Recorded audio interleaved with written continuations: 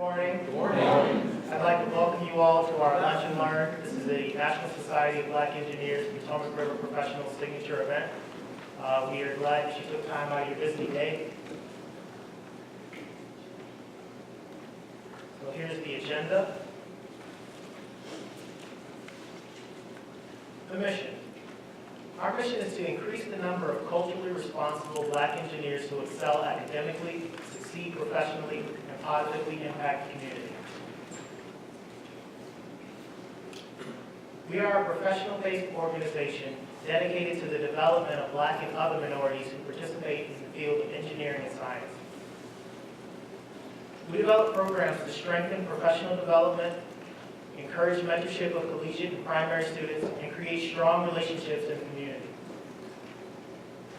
Our chapter currently serves as one of the primary sources of professional development for minorities for the Dahlgren, King George, Fredericksburg, Northern Neck of Virginia, and Southern Maryland areas.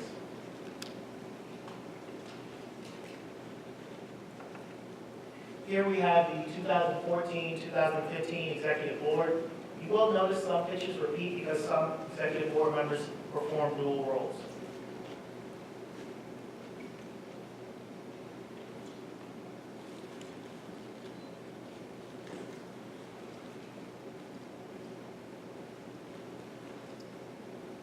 Potomac River Professionals Programs. We try to develop creative and engaging and interactive programs, and these are our primary vehicles that we fulfill our mission. We have a variety of programs in the following core areas to support the NSBE professionals: entrepreneurship, technical excellence, professional development, community impact, college initiative, pre-college initiative, and chapter development. Through year-round programming at the chapter, regional, and national level, our membership has vast opportunities. These opportunities include personal and professional growth, service learning to give back to our communities, and showcase to our academic and technical success. Our pre-college initiative programs. Our pre-college initiative chairperson is Ms. Brandy Jackson.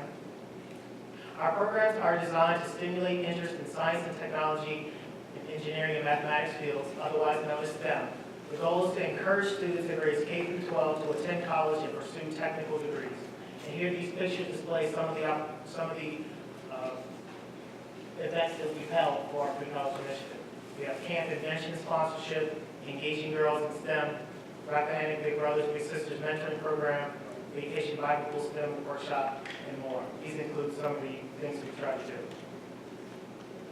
Our pre-college initiative program, we have myself and Ms. Crystal Satterfield-Lee are the chairs. The college initiative program strives to bridge the gap between collegiate and professional membership through mentoring and exposure to several STEM and career opportunities. Our chapter has also established partnerships with colleges and universities to help encourage young professionals to attain advanced degrees, engineering certifications, entrepreneurship opportunities, and financial independence.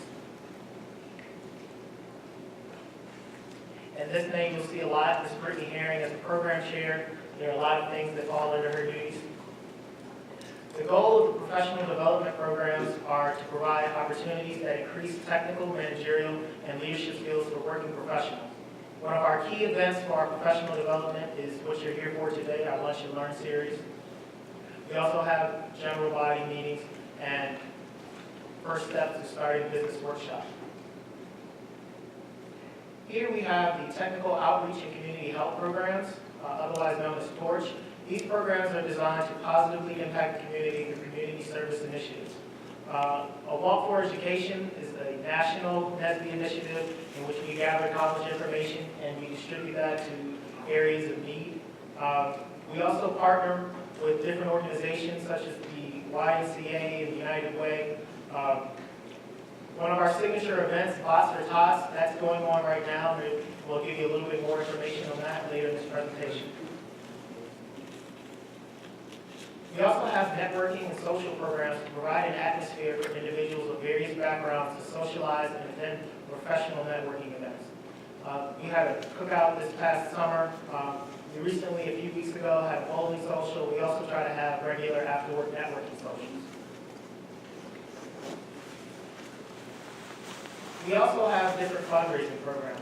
Being a community service organization, it requires funding to do a lot of the things that we do and provide at low or no cost to the community. So some of the things we've done, we have fundraisers with King's Dominion.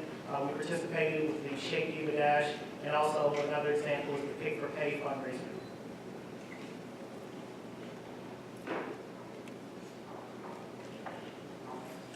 We would not be successful if not for our partnerships.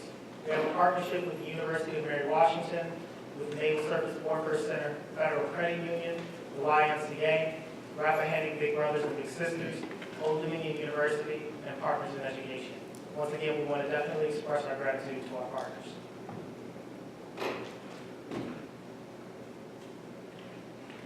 So rather than go through this whole list of the membership benefits, I'm going to give you my personal perspective. I've recently joined this is my first year, and this is my first year as an executive board member. The primary benefit of being a member of the National Society of Black Engineers is you do more, and when you do more, you grow more. We interact with new people. There are lots of people throughout the base that I've met being a member of the National Society of Black Engineers.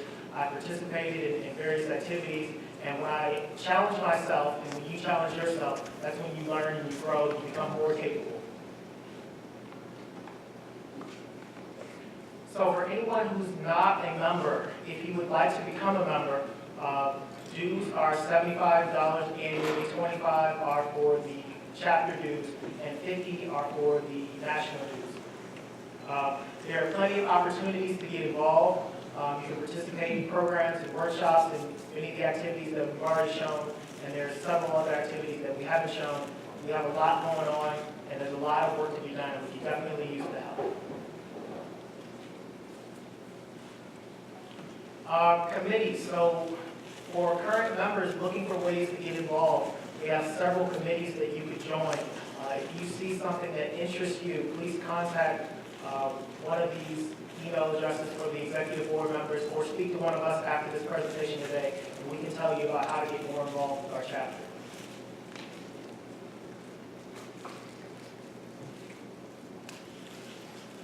Our Lunch and Learn series. We're here to eat, learn, and grow professionally. The National Society of Black Engineers Potomac River Professionals Lunch and Learn series is a signature event that provides a diverse environment for members and non-members to learn and network with prominent technical leaders and professionals. If you have any information on potential speakers, or you'd like to give any feedback, you can contact Mr. Michael Tucker. He's our social chair, and he's also in charge of setting up our Lunch and Learns. And forgive me for this. Please, if you have on a badge, please take that off, because there will be pictures being taken during this event. And now for our featured speakers. We have with us Dr. Sue E. Pressman and Mr. James Dillon. Dr. Sue E. Pressman is nationally recognized as one of the country's leading career management and transition experts. She is currently serving as an executive coach for the NAVSEA Commander's Executive Fellows Program and for the Journey Level Leaders Program. With a strong background in employment and career counseling, performance management, training, research, and project management, she selects counseling techniques, training interventions, research methodologies, and assessments that match client requirements. Dr. Pressman has earned an outstanding reputation for training and leadership coaching with government and senior executives, military and foreign service officers, employees at all levels, and people with disabilities. Her counseling and training style capitalizes on her natural friendliness and genuine care for people at work. Dr. Pressman has a PhD in counselor education from Virginia Tech with secondary concentrations in psychology and adult education and learning, a Master of Arts in Rehabilitation Counseling from Gallaudet University, and a Bachelor of Arts from the University of Florida in Speech Pathology and Education. James Dillon first entered the public service in 1988, serving as an infantry rifleman in the counterterrorism unit. Throughout his 24-year career, Mr. Dillon served as a naval flight officer and budget analyst. He served as a speechwriter to 2 Secretaries of Defense, a Secretary of the Navy, Vice Chairman of the Joint Chiefs of Staff, and various other senior officials. Mr. Dillon also served as an adjunct professor of ethics and leadership for the Graduate School of Political Management at the George Washington University for 6 years.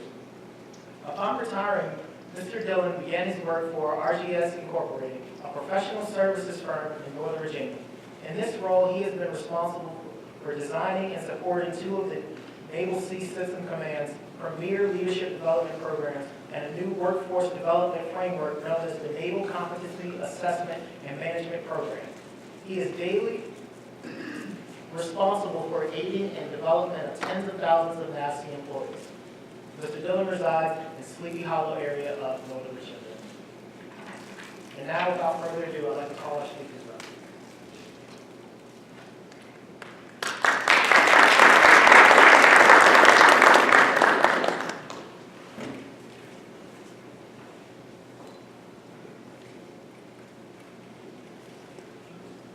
Good morning, everybody. Hearing somebody else talk about me, I almost sound important. But I definitely don't treat myself that way. We greatly appreciate the opportunity to be able to come down and speak with you all for about the next 30 minutes or so on the topic of leadership. Leadership is a very key topic, very active topic across NAVSEA, headquarters and throughout the field activities. NAVSEA does a great job of growing people technically. They hire great engineers, make them even better, send everybody to DAU courses, or send you to professional certifications and things along those lines. Through the years, correct me if I'm wrong, if you've heard this before, but leadership is one of those kind of squishy things, that touchy-feely thing that they just figure somebody picks up on their own over time. Just if they've been here for about 10 years, they've probably done enough leadership, they'll be good for a supervisory role, that type of thing. NAVSEA has found that isn't really working too well. So they put a little bit of rigor behind some of the training programs. Like I mentioned in the bio, I personally designed a couple of the programs, Commander Executive Fellows Program and the Journey Level Leaders Program. And we're actually redesigning and launching 2 additional leadership programs in 2015 across NAVSEA. So there's very much a renewed focus on adding rigor behind leadership development. What are those 10 things, what are those 100 things I need to do to become a better leader? Obviously, in the next half hour, we're not going to be able to teach you those 100 things to do to be a better leader. But what we will hopefully do is add just a little bit of rigor, or some suggestions for adding a little bit of rigor for your leadership development and your growth. Okay, I assume that was going to be, do I click right? Sorry. Oh, at least we did. Okay. Has anybody seen this disc before? One or two folks. Basically, the Department of the Navy came up with a model for what standard leaders should have, whether the leading people, kind of the thought management, leading results, and leading from the personnel side, their personal leadership, growing themselves, where they do it to demonstrate agility, learn continuously, things along those lines. For the purpose of today, what we did was adopt this model, because this is a model that was adopted for the Commander Executive Fellows Program and a lot of SES development programs around, just as our framework, our attempt to put rigor behind some of the things for navigating your way through your career. I have a little bit of expertise. Dr. Pressman has a lot of expertise in growing leadership, so I'll probably turn it over to her here, but I just wanted to point out this disc breaks down into each little subsection of this list probably has about 10 elements to do that you can grow through and to work on. We'll talk about throughout our presentation here and there about the program mentioned in my bio. We call it NCAM, where it's a practical tool to help you mark what are those things I need to know, both from the technical side and from the leadership side. What do I know, what do I need to know, and how you can develop those over the course of your career. So we want to turn this over to Dr. Pressman. Good afternoon. What a pleasure for me to be here with you and an honor. Thank you for having me. I have a lot of things that I want to share with you and perspectives that I would like to give to you. But first I want to say that I so enjoyed listening to your presentation, and I'm enjoying learning about your organization, because honestly, I am probably what most of you, and let me see by a show of hands, how many of you are engineers? How many of you work on a computer or are computer scientists? And, or if you didn't raise your hand, tell me, what else do I have in the audience? Admin? Firefighter. Firefighter, yes. Mechanical engineer. Mechanical engineer. And so we've got a little bit of a mix. And one of the things, I wrote a couple of notes, just a couple. When your very astute president was speaking, and one of the things that struck me as part of your mission or maybe your submission, and I wrote a formula down because I figured most of you guys know how to work with formulas, right? And so I wrote the formula that partners equals success. You know, just partners equals success. I didn't see the formula, but that's how my brain transposed the information that Mr. President shared with us.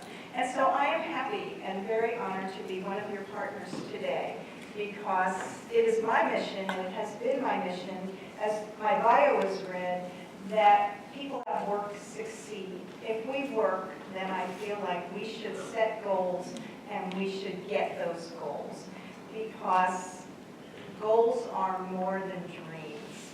Your dreams come true through your goals. And so with that said,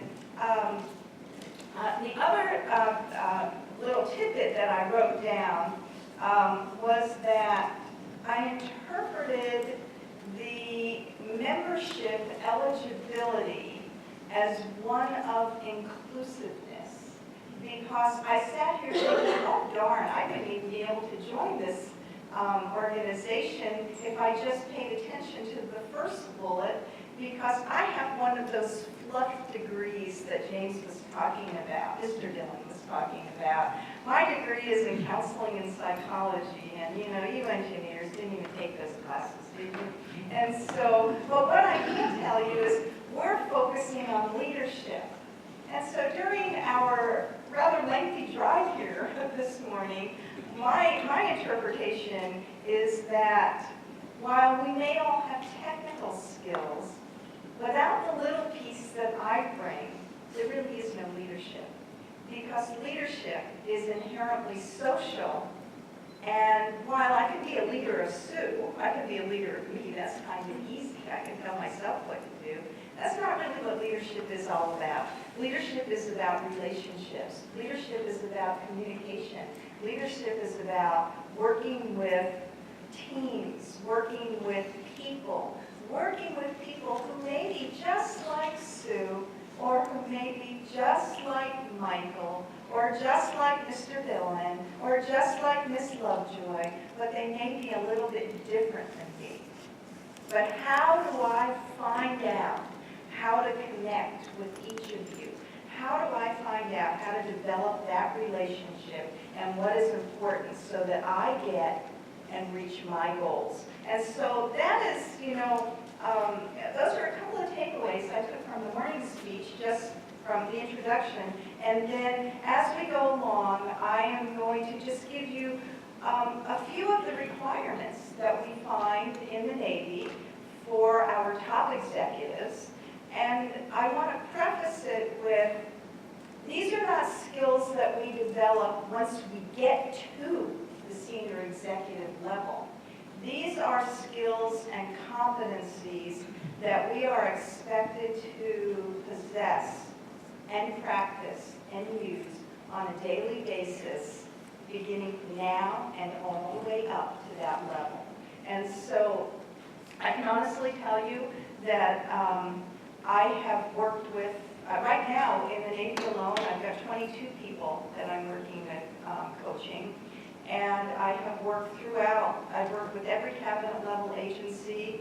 I have been very fortunate to work with people that have obtained the ranks of CFO, Chief Financial Officer, Chief Learning Officer, and probably the highest ranking individual that I worked with was somebody who just retired as one of the undersecretaries of the VA. And so with that, I bring to you experience on on what I believe has helped people meet these requirements for top executives.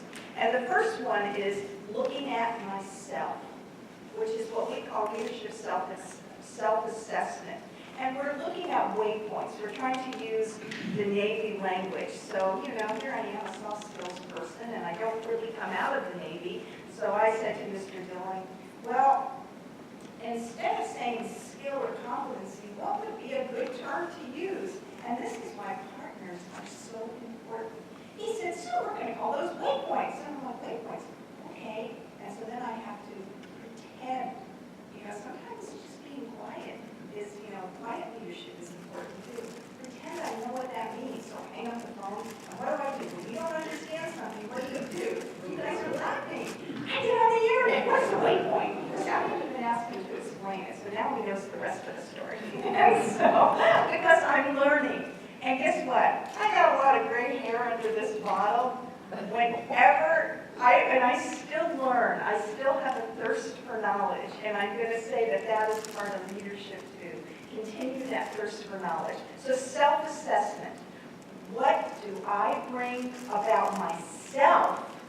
And then also, how does understanding myself help me lead other people? Because leading people is one of the keys to leadership success. It's not only about working with me, it's not only about my technical skills, it's about other people. You'll notice from the slides that we have links, and I know that, I don't know, Mr. Tucker, I know that you printed out this presentation for everybody, but if they wanted it, could they also get the electronic copy of it so that maybe they can link over to some of these sites for additional information so you wouldn't, you know, the worst thing is you have to type it in, but I'm encouraging you to go to these sites because you'll get a lot more background information. So leadership self-assessment. One of the things that we do in our executive leadership programs with NAVSEA, but not only NAVSEA, with the intelligence community, with other DoD agencies and cabinet level agencies, we often start with what we call a 360 assessment. Have any of you heard that term, 360 assessment? Yeah. And so I'm mentioning it because, not to be long-winded, but if you ever have an opportunity, and I want you to look at it as an opportunity to take one, don't be scared of it, don't be threatened by it. Get your self-assessment. It's for your supervisor, those who you report to, your peers, and if any of you supervise others, your subordinates, and also your coworkers, to evaluate what is their opinion, and that's all an evaluation is, an opinion. You can't really fail it, it's what somebody else thinks. And to evaluate what they see and how they assess your different leadership competencies. And the reason that's important is because by being open to leadership assessments, you get the information that you need to continue to develop and to grow, and also to feel good about those great strengths that you bring. So that is one core competency that you're going to need to really look at as a priority for you moving forward. And now, looking at this, this is just a site that you will get to, and James is going to talk a little bit more about what we call the NCAMP program, so that you can see that there is a new system online that whether or not you can go out to an in-person training or go to a lunch and learn like this today, that the Navy has created a new online learning program that you all are going to have access to, and he's going to talk about that in a few minutes. And so just keep this slide in mind, knowing that, wow, there's something new that's coming, that's here for you all. And this is kind of just a bird's eye view of what you will see when you get to that site. James, did you want to mention anything about it, or just keep going? All right. All right, so now let's look organizational culture as another waypoint or competency that we would need to be mindful of. While leadership self-assessment starts with me and the people, what is organizational culture? What is organizational culture? The ability to design and implement strategies, strategic planning, strategic thinking. We'll see that that's really important. But understanding my vision, my mission, my goals as it relates to the Navy's vision, mission, and goals. Why is this important?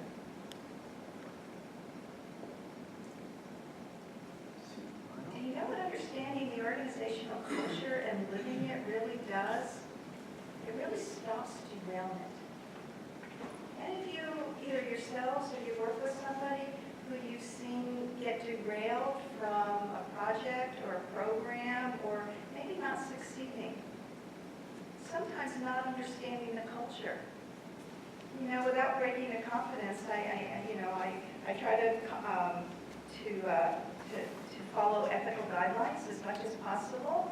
Without naming names, I can tell you that recently I've witnessed somebody be derailed from one of our programs, leadership programs, and you know, there's some other folks who may get derailed. And so coaching tries to stop and help those people, but you have to really want to be engaged and committed. So when you think about your goals and where you're headed, are you aligned? Are you aligned with the organizational culture? What do you need to do to learn more about it? And so, again, critical to success with the Navy and to be honest with you, with any organization. As I've already mentioned, waypoint number 3 that we're focusing on is strategic planning. When we recently implemented one of our new leadership development programs that James mentioned, the Journey Level Leadership Program, I was assigned to the module, to lead the module of strategic planning.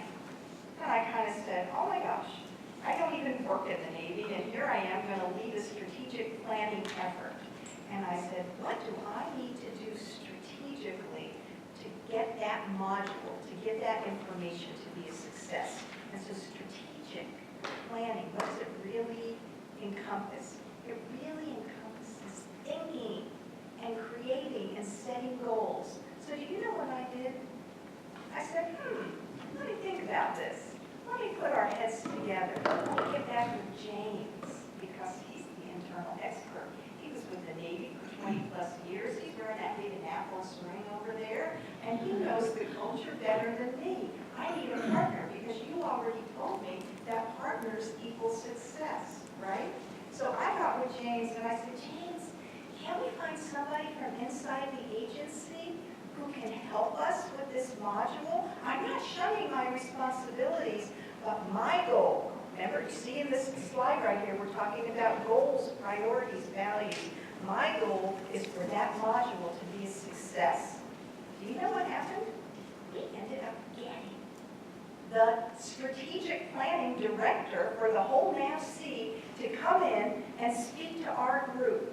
And guess what? You know what happened at the end of that presentation? She got a standing ovation. And so I mention that because really, you know who got the standing ovation? James and I. Because I recognized where I needed a partner. And to think that we can all be all and do everything, I think is not good leadership. We need to know how to strategically bring in other people so that we're successful. And so again, when you go to the Navy site, you're going to see that there is developmental opportunities around strategic planning. And so think about that. As you move into leadership roles, or you want to move into leadership roles, what do I know about strategic planning? Who can mentor me in this area? Where can I get more information? Who is the leader that I want to be strategically aligned with? Oh, this is another one, workforce planning. Anybody that works here or is aligned with HR, human resources? what this is all about. This is a really big deal for human resources. And let me just tell you, we have one of our current commanders, executive fellows, one of our participants who just has completed a rotation where he was responsible for workforce planning. And this is an engineer. I have to tell you, engineers can really do a lot to help human resource professionals map out workforce planning systems, because it is intuitive, as I see it, to you, because you develop models, you develop systems, you develop designs where you can create the picture. And so the fellow that we had working in workforce planning, that's exactly what he did. He mapped it all out. And as his coach, do you really think that I knew what was going on internally? No, I didn't know. But I figured it wasn't really for me to know, it was for him to know. So one of our coaching sessions, I said to him, will you please explain the whole system to me so that I understand it?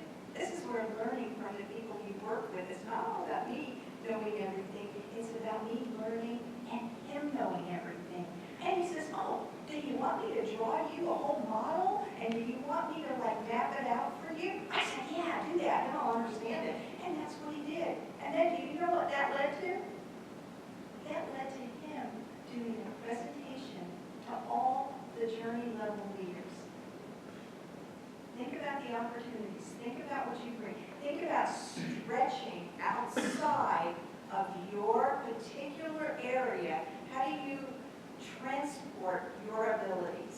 It's what we call portable skills. How are your skills portable to another area in the organization? Because leadership is not just over here. As a matter of fact, it actually requires going from here to here to here.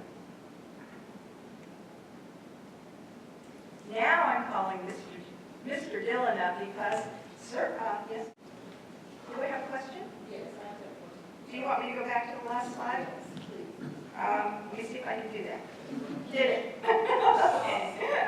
Resource stewardship, is that I just want to be clear, is that a new ECQ or that just a term you're using that falls under, that fall anywhere in the ECQs of 5 ECQs of These are the Navy's ECQs, and the Navy's ECQs are a little bit more extensive. They encompass the OPM ECQs. I should have clarified that, because the Navy's has a little bit more. They add their own. But resource stewardship, what that really means is a couple of things. Number one, being resourceful, sharing resources, and then knowing where to get resources from. So being a steward of resources. It's not all about me having the information. How do I share it? Where do I get it? Who do I go to? And or when I have resources, when do I recognize that other people might need what I have? Does that answer your question? Yes, Okay, and so Mr. Dillon is an expert in change management and in communication. So I'm going to turn over the next couple of slides to him. So the next couple slides are near and dear to my heart, so I experienced them quite a bit throughout my career. Whereas I taught my partner here the term, wait, let me teach you all the term. Anybody hear of the John Paul Jones effect? I guarantee you probably experienced the John Paul Jones effect. Who here has had a great idea, brought it to a coworker, a supervisor, anybody around you, and the first thing they usually come back to you is, would John Paul Jones have done that in 1776? Because if he didn't do it in 1776, and it was good enough for him, why do we have to do that now? That's our Navy tradition, right? Anybody ever have that type of experience? Oh, this is just the way we're always doing things. Why are you trying to change? It's just more work for us. This is extremely key in NAVSEA leadership right now. As we interact with Vice Admiral and Mr. Dillon, the Executive Director, And a lot of the leadership programs that we developed are actually growing more rapidly than we're actually ready for right now. We're working on it because they have so many issues that need to get addressed. And I'm sure there's no shortage of issues here as our headquarters, as on the West Coast, everywhere. Things that need to get done, things need to get improved over time. That they're actually increasing the size of these leadership programs so they have more cadres of folks, more folks that they can dedicate just to leading change. I have an issue that we just need to call in a completely different team to be able to lead through to initiate a change. Now, there's plenty of Navy leadership type of readings. If you go on to, the CNO has his list, I think SecNav will have his reading list. My recommendation, don't read those reading lists. Go to Barnes & Noble, go to Kindle, and find out what the latest topics are. You will find more valuable things. Because people in the real world, what do? They need change now. Right? Because their bottom line depends on it. You're a warfare center, at Dahlgren, you have a bottom line. Headquarters, not so much. We're one big overhead up there. Here is bottom line. So what I recommend is go and find those things like tipping point and all those standard ingredients that you'll find in the Barnes & Noble section. I keep saying Barnes & Noble, I'm not trying to pitch them, but I don't think Borders exists anymore. Or any of the other bookstores. The Border bookstores exist anymore. Find out how real business changes. Because if you don't find ways to lead change quickly, even if you're leading change, you put together the team, you address the issue, and you're starting to address the issue, guess what? This is the Navy. That supervisor, especially that officer that may be around, if there's a branch head, he or she is gone inside of a year or two. And if you don't initiate that change quickly, that change, when that change issue dies, guess what? Somebody else comes in new. I saw this, and you raise your hand up if you've seen this before. Somebody comes in, officer like me comes in, has a great new idea, works to implement it, comes close to getting it done. By the time he comes close to getting it done, they rotate out, because that's what officers do, rotate out pretty quickly. New officer comes in with new ideas and wants to go a completely different direction. And they come close to actually initiating that change, making a difference, and then they rotate out. And the third leader comes back in and wants to go the original direction the first leader did. That's our second thing. So what I really recommend, you can read this on the slide here, but go to the private sector, find out what they do to lead change quickly, because that's the only way you can lead change effectively to get past the John Paul Jones effect. Hopefully that gives you a little thing where you shake people's hand. When you find that person that says, oh, glad to meet you, John.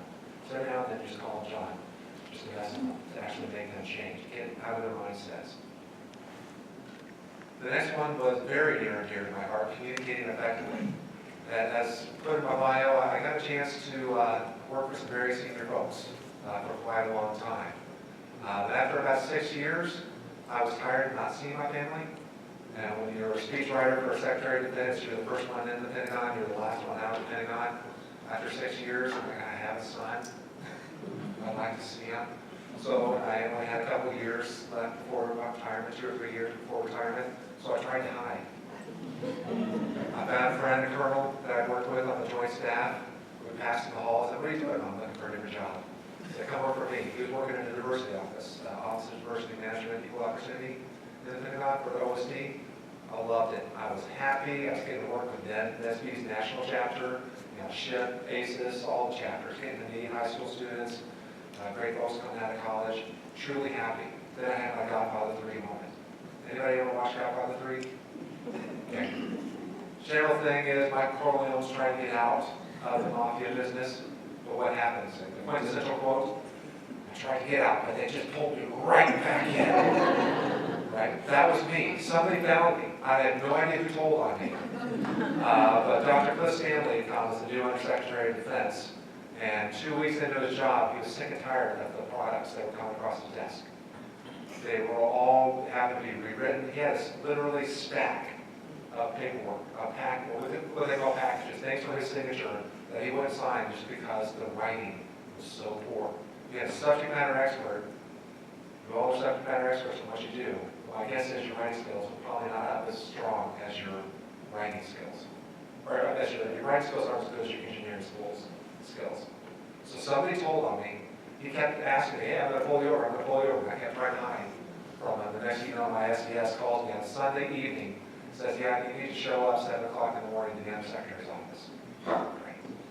And then over the next year and a half working for him, I rewrote over 2,000 packages of folks coming in. Just lousy products coming in. People knew the policy. They knew what was supposed to be done. They were the expert at it. And they had good recommendations. They had no means to communicate it effectively. And this skill, probably this waypoint, probably underlies everything. When you're leading change, how are you supposed to convince people around you that your way is the way to go, unless you're able to communicate effectively? I could probably do a whole seminar on how to communication skills. But again, go out, find different things. Look at a message box. Google message box. Google communication triangle. Things along those lines. Little tricks of the trade you can do to increase your ability to communicate effectively to other folks. You have courses that you can take online, things along those lines. Just have presentation skills. Are you when you're doing your presentation in your office, are you constantly looking down, just kind of reading the notes you have because it terrifies you to look at people when you're in front of them? Things along those lines. Make things innovative. There's a thing called Prezi, Prezi.com. It's like PowerPoint on steroids. PowerPoint's pretty limiting. PowerPoint seems pretty cool. PowerPoint's pretty limiting to about 8.5 by 11. The newer versions, we now have HDs, where things are about 13 inches wide, but they're still 13 inches wide. Prezi, if you start putting presentations on Prezi, it's literally unlimited. You go every different direction on one canvas making a presentation. So finding different ways to communicate to folks to make that impression you need. Now I'll turn it back over to the real expert for the remaining portion of the leadership areas.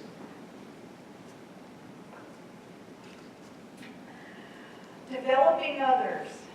You know, as in leadership development, leadership in general, it's easy to know what I need, but it takes a little bit more of what James was just talking about, communication skills. What are some of the communication skills that you really need to develop others? What do you think? When you think of developing others, what do you need? Just off the top of your head, don't read those bullets, just think.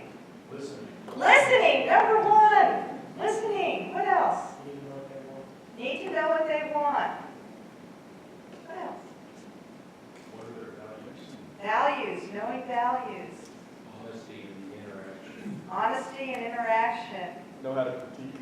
Critique and give constructive feedback, not critical. You can do critical. I know, military, they want to criticize, but I want you to be able to provide feedback so that people can hear it and they can accept it and then they want to do something. So motivational feedback. You know the other thing? Observing. We do listen. Oh, I'm going to get you in a second. I want to say we listen, but then it's all up here. Watching. Sometimes people don't know what they need. And as their leader, to be observing, not only listening, but to watch, to be present, An absentee leader, is kind of, we want attention. What were you thinking? So you share your own network, because you may not be the expert in everything, but you work into your what you need. Sharing, that's kind of that resource stewardship that we were talking about, right? Share your network. And so developing others is, again, it's a little bit strategic. Look at the potential. Look at the potential. Look at, when we look at development, sometimes it costs a little money. So maybe you need to think about, well, what's the return on investment here? We're being looked at. When budgets are cut, what happens? What's usually one of the first things cut? Well, travel gets cut. And then, maybe, a little bit of training and development.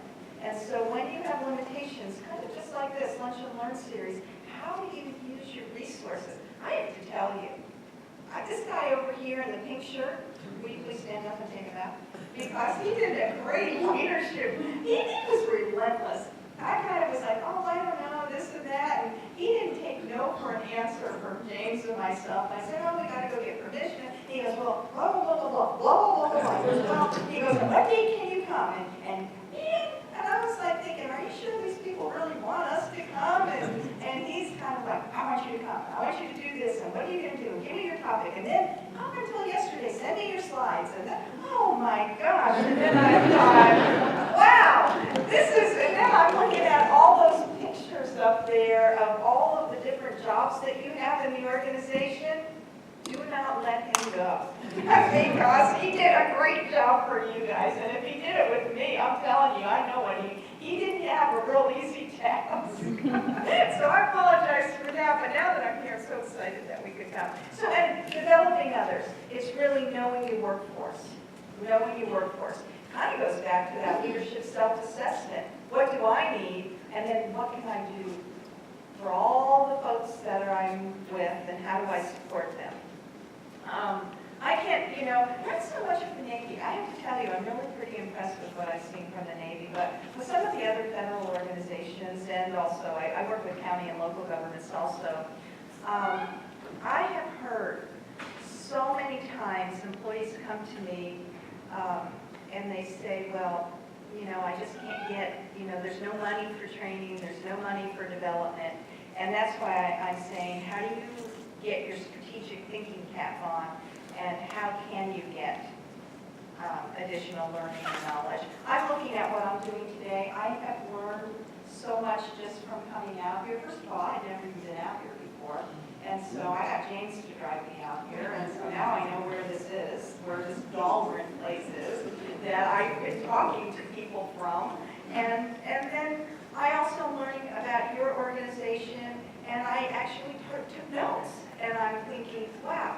And so every opportunity, developing others is not just only one way. You've got classroom training, you've got online training, you've got mentoring, you've got lunch and learn programs. There's so many different opportunities. So think about that. As a leader, that's what we're looking for. And then, of course, teams. In terms of leadership, I've done research in this area pretty extensively, and I can tell you that when I was coming up the ranks, teamwork, everybody it was like turfism, this was stovepipe stuff. Everybody had their little job, and they sat in their desk and was expected to perform what they were given. It's not like that anymore. I'm a mother of a 26-year-old, and I can tell you, from the time that she entered kindergarten, even preschool, they were doing stuff in teams. And so how many millennials? Do I have any millennials in here? How about Gen Xers? You guys did teams. You learn. It's kind of intuitive for you. And so developing teams as a leader, think about group think. For me, partners equals success. Isn't that a team? Aren't you all a team here? Where's your cohort? Who's your team? I loved when I saw the introduction, and I guess you get this introduction for every month, or maybe you just did it for us. Did you do it this for us? And so you get all those, we know who is what and who is doing what, who's taking charge. But who is part of your team? It takes a team effort to do all of it. And so team leads, recognizing. James and I, on the way over here, we were talking some other business because we had, over an hour and a half in the car. And we were talking about, a partnership team that we're putting together now, and who might be good to be included in the team and who may not be good to be included in the team. So that takes strategic thinking also, because as a leader, we're leading a group. What we want and what we really strive for is for team success.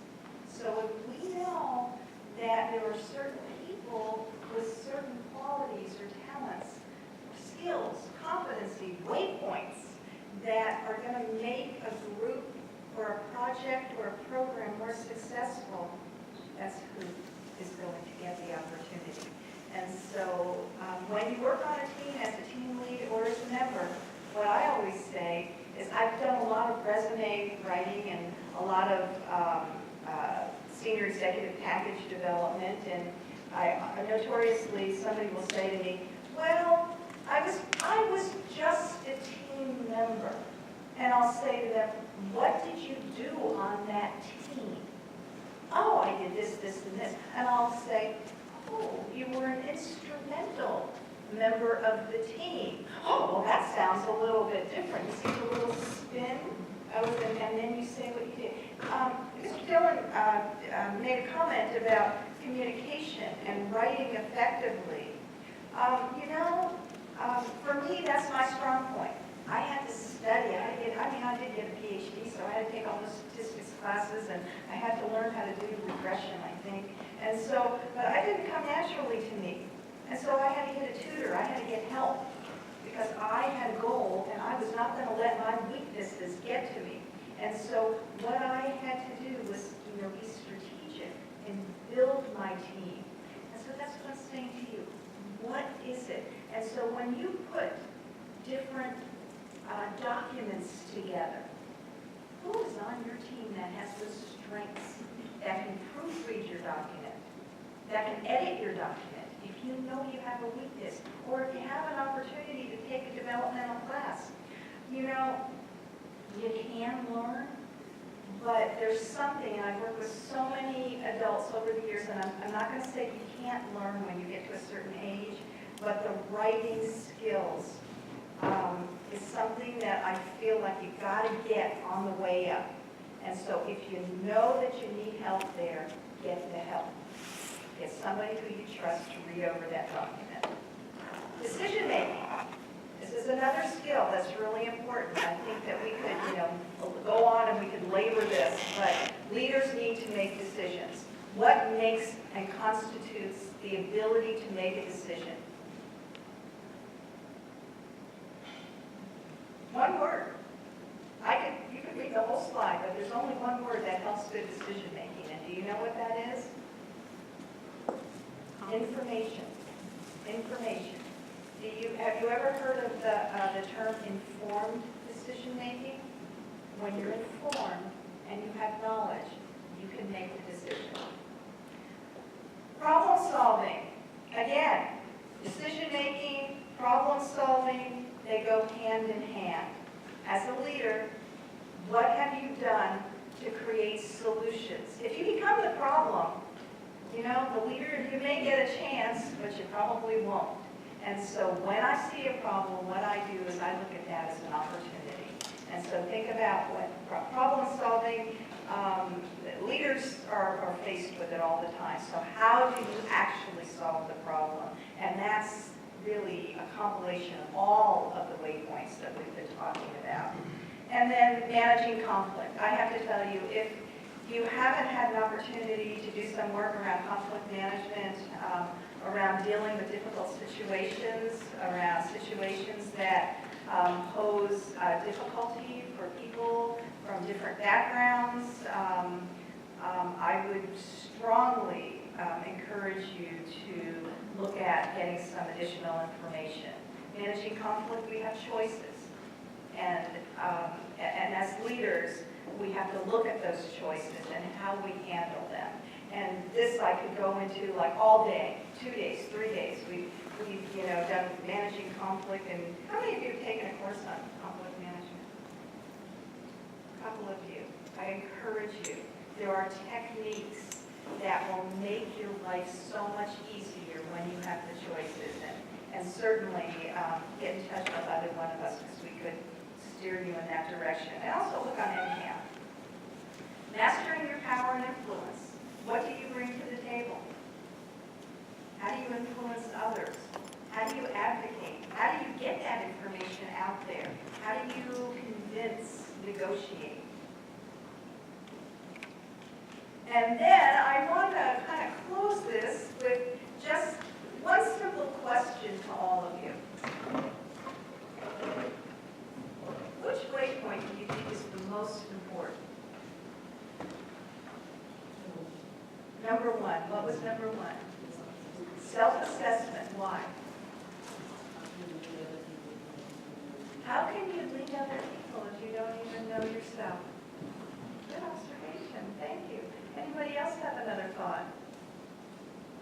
Say waypoint 12, Which was? mastering your power and influence. Mastery. Why? Because it really encompasses, if you have mastery over your own power and influence, you have to have competencies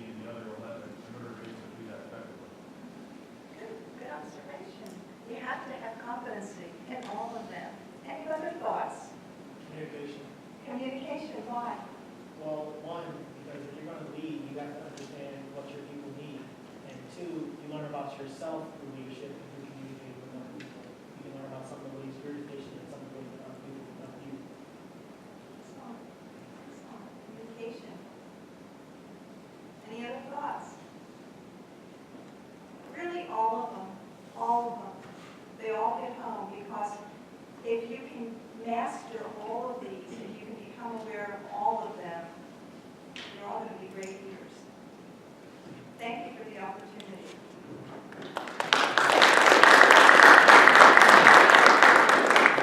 Now, being from the touchy-feely side of the world, Sue and I like to gab, so we're probably already well over our time here. If I could just add for about another 30 seconds, we're going to work with the folks here, hopefully some folks in the chapter, because there is this tool called the NCAM, the Naval Competency Assessment Management Program.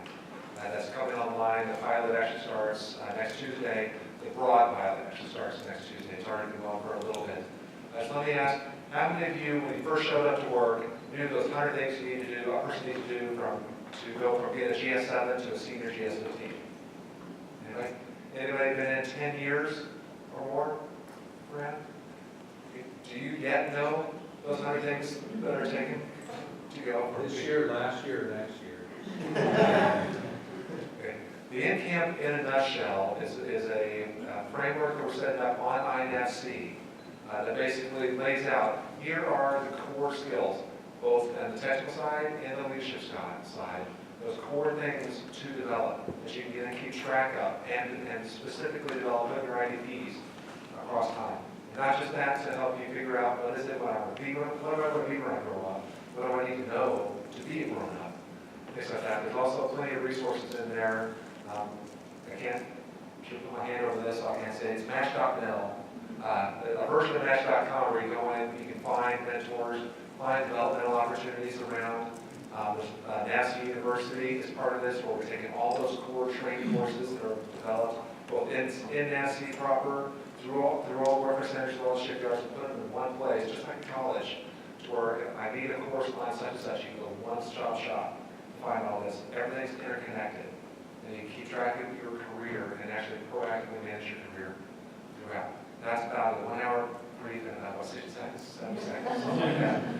We're going to work more with the chapter on actually launching that out and bringing that tool, make sure that it's fully available to everybody as soon as we can. But thank you again from both of our paths for inviting us down.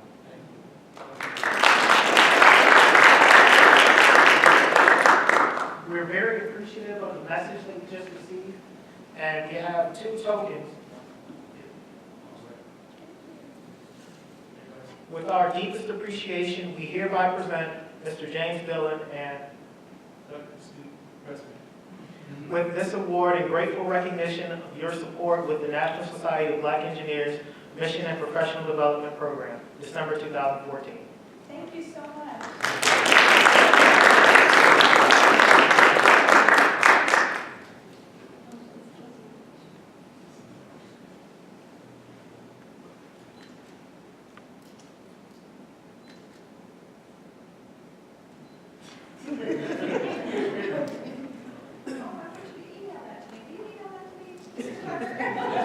Thank you. I'm an 11-year-old, so I really resisted the temptation to do this. Thank you so much. This is really nice. Happy holidays to everybody. Oh, great. So we're going to go through, I guess, 5 minutes of what we have coming up for our chapter, and we're going to stress the importance of partnership, and a lot of the things that we have coming up are through partnerships. And this is going to be really important to show you so you can see how we are impacting the community in a positive way. So if you can give us about 5 minutes, we greatly appreciate your time. We also have a survey where you can fill out really, really short to let us know how we're doing and how we can improve. So if you can thank us, we'll thank you for your time and filling out the survey. Greatly appreciate it. Thank you. All right, thank you, Dwayne. I'm going to try to be brief. So event recaps for November Lunch and Learn, we had Jimmy Smith. It was a very good message.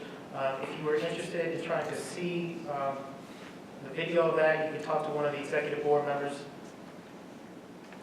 Upcoming, or events that just passed, we had the 2014 first Lego League. Members came out to volunteer. The event was at James Monroe High School in Fredericksburg. It featured 24 teams from the Northern Virginia area and their 12 by 12 Lego robots. So Bots for Tots, there are donation locations have been identified there. If you're interested in contributing to this event, basically it's about buying STEM toys for boys and girls. Let's go shopping. So we receive monetary contributions for Bots for Tots, and basically what we're going to do is we're going to go buy some toys that we're going to donate to the children. And that's Friday, December 12th, which is tomorrow. Ugly sweaters. There will be an ugly sweater party Saturday, December 13th. It starts at 7 p.m. If you are interested, please contact Mr. Michael Tucker. Pink shirt. Amazon Smile. This is very important.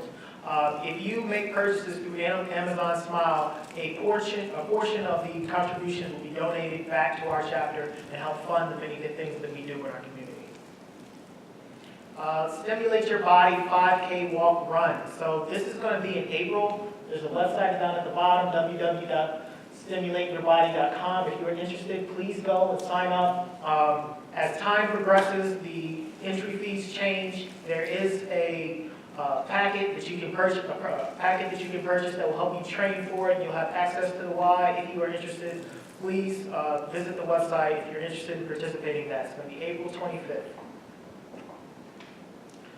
Membership surveys, so there is the surveys on the table, please fill those out. And this survey monkey, we can talk later about if you're interested in somebody else giving us some feedback, we can talk about how to get that information to them. STEM Innovative Scholarship, January 1st until April 30th. So this is for a $1,000 award to one high school student in Dahlgren, King George, Fredericksburg, or Northern Neck of Virginia and Southern Maryland areas who will be seeking a degree in science, technology, engineering, and mathematics fields. So we'll be taking applications January 1st through April 30th. So if you know somebody who would qualify or benefit from this scholarship, please encourage them to apply. So again, echoing on the partnership, Partners Equal Success, we have a campaign, Just Get One. We want each of our members to try to get one new member. And the incentives are, the first chapter member to recruit a new member will receive a $100 gift card, the second will receive a $50 gift card, and the third will receive a $25 gift card. So please help us find more partners to help us achieve our goals. Picture Day, so this is very important. We want all of the members to try to be available for Thursday, January 15th. We're going to take a chapter picture, and this picture will be used for the rest of the year and on all upcoming membership paraphernalia that we print out. Retired and Inspired. This is a technology workshop for mature professionals. Saturday, January 17th, time and location to be announced. So our next Lunch and Learn will feature our very own Ms. Sharon Parrish, and the topic is emotional intelligence or lack thereof. Girls in Gear. The Girls in Gear is an exciting new program presented by the National Society of Black Engineers and the Society of Women Engineers, members at large. It shows girls how creative, stimulating, and inventive science and technology and engineering and math can be. If you have any questions about that, you can contact our PCI chair, Ms. Brandy Jackson. So Career Links Professional Development Forum, that's going to be on Wednesday, January 28th. Time and location is to be announced. Career Links Professional Forum is a newly established professional development workshop created as the doorway to exchange career tips and opportunities to network and to have a platform for gaining insightful information for that next career move. So we're going to have a fundraiser and social event on Thursday, January 29th at Chili's. We welcome everybody to come out. That's going to be in Waldorf. And for a special gift, the first 20 members have been, a special gift will be donated for the first 20 members. Thank you for your continued support of NSBE. Our NSBE Junior Pre-College Initiative. We're going to host our second PCI program at King George Middle School on Friday, January 30th from 1 o'clock to 2:30 p.m. Any members interested in volunteering for that, please contact one of the executive board members. We want to welcome our new members, Ms. Dominique Cooper and Ms. Toy Small.